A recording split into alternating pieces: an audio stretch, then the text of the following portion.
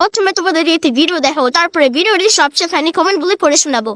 তোমরা আমাকে যারা বলো কাকিমা তোমার নিজের হাতে এত কিছু রান্না করে খাওয়াতে তোমার কষ্ট হয় না, আমি তাদেরকেই বলছি কষ্ট আমার একটু হয় কিন্তু আনন্দ হয় আমার অনেক বেশি। সুমি যখন আমাকে বলে মা কিছু বন্ধু বান্ধব আমার বাড়িতে আসবে, তখনই আমি সুমিকে বলি তোর বন্ধু বান্ধব কি খেতে ভালোবাসে সেটা তো তুই নিশ্চয়ই জানিস, শুধু সেটাই আমাকে একবার বলবি তাহলেই আমি সবকিছু বানিয়ে দেবো। সে যাই হোক, বিয়ের আগে আমি সুমির মতোই ছিলাম, বড় আদরের দুই দাদার ছোট্ট বোন ছিলাম, রান্নাবান্না আমি কিছুই জানতাম না। আর এখন আমার দাদা আমাদের বাড়িতে এসে আমাকে দেখে পুরো অবাক হয়ে যায়। আমাকে দেখে আমার দাদা বলে তুই এত কাজ কি করে একা একা সামলাস। আর এখন তোমরা আমাকে দেখো সব কাজে আমি শিখে গেছি। সে যাই হোক, এখন আমি রান্নাবান্না নিয়ে খুবই ব্যস্ত, কারণ সুমির বন্ধু বান্ধবরা এক্ষুনি চলে আসবে। 4-5 ভাগে আমি রান্না করবো, তাই আমি দুটো কড়াইতে দুই পাশে রান্না বসিয়েছি। আর এত ভাগে ভাগে রান্না করতে গিয়ে তোমাদের পুরো ভিডিওটাই দেখাতে পাচ্ছি না, আমি তোমাদের পরের ভিডিওতে দেখিয়ে দেবো। রান্না বান্না করতে করতে সুমি আমাকে এসে বললো মা বন্ধু বান্ধবী এক্ষুনি ঢুকে যাবে, তোমার রান্না বান্না কত? আর আমি সুমিকে বললাম তুই চিন্তা একদমই করিস না, রান্না বান্না ঠিক সময় মতো সবই হয়ে যাবে। এদিকে আমি রান্না করেছি ডাল, লোটে মাছের ভর্তা, চিংড়ি মাছের মালাইকারি, দই কাতলা, চাটনি। আজকে আমি চিকেন রান্না করিনি, কারণ কালকে চিকেন মাটন দুটোই হবে। এদিকে দেখো তোমাদের সঙ্গে কথা বলতে বলতে আর রান্না বান্না করতে করতে সুমির বন্ধু বান্ধবীরাও চলে আসলো। তোমরা শুধু একবার লক্ষ্য করে দেখো সুমির বন্ধু বান্ধবীরা কত কিছু নিয়ে আসছে। খাবার রাখতে রাখতে আমার পুরো টেবিলটাই ভরে গেছে। আমি তো ওদেরকে দেখে পুরো অবাক হয়ে গেলাম, আরে বাবা এত খাবার কি আনতে হয়? এই কি খাবার আমার হাতে দেওয়াই শেষ হচ্ছে না, একটার পর একটা দিয়েই যাচ্ছে। আর ওরা আসতে আসতে সুমি চলে আসলো কোলকপি বানাতে। এদিকে আমি চিকেন পকোড়া করার জন্য মাংসটা ম্যারিনেট করে রেখে দিয়েছিলাম, যে ওরা বাড়িতে আসতে আসতে কোলকপির সঙ্গে থাকবে চিকেন পকোড়া। গরম গরম চিকেন পকোড়া ওদেরকে ভেজে দিয়ে আমি রাতের খাবারটাও রেডি করে দিলাম। আর ওরা বাড়িতে আসতে আসতে ওদের মধ্যে সুমির একটা দাদা আমাকে বলে উঠলো কাকিমা তোমার যদি কোনো হেল্পে লাগে আমাকে বলো, আমি তোমাকে সাহায্য করবো, আমাদেরকে নিজের মতো ভেবো। সত্যি আমার এরকম কথা শুনে খুব ভালোই লাগলো। এদিকে তোমাদের সঙ্গে কথা বলতে বলতে সুমিকে নিয়ে আমি পুরো খাবারটা গুছিয়ে নিয়েছি। ঠিক সময়ে রান্না বান্না খাবার দাবার গুছিয়ে নেওয়াতে সুমি তো খুব খুশি। এবার আমি ওদের সবাইকে খেতে রেখে নেবো। সবাই এসে টেবিল ভরা খাবার দেখে পুরো অবাক হয়ে গেল। কেউ আবার বলছে কাকিমাকে একবার ডাকো,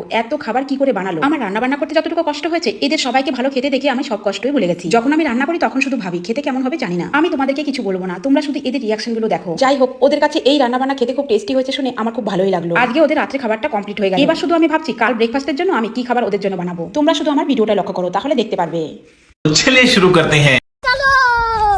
everyday with Rumana, everyday with সুমির রচনা। स्टार्ट करो। কাকিমা রান্নার মাঝে মাঝে একবার হেলিকপ্টার ঘুরে চলে আসুন। बड़ा हरामी हो बेटा। আরে কাকিমা ভালো না হলেও বলবে ভালো ঘুরানি কাকিমা। प्यारी समझ गई।